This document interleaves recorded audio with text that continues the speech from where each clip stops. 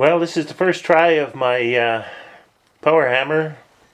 Uh, I haven't. I've just got the thing together. The drive I made out of a 20-to-1 worm gear and an electric drill, and the rest of it's just made out of scrap.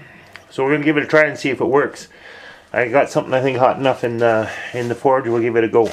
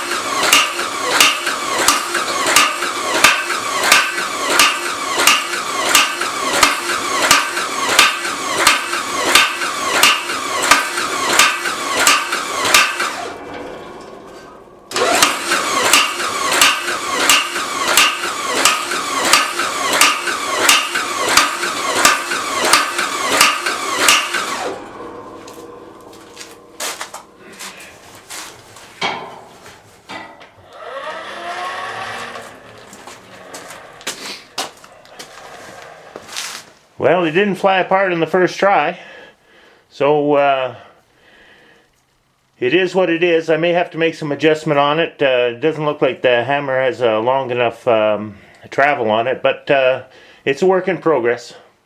Thanks for watching. Bye for now.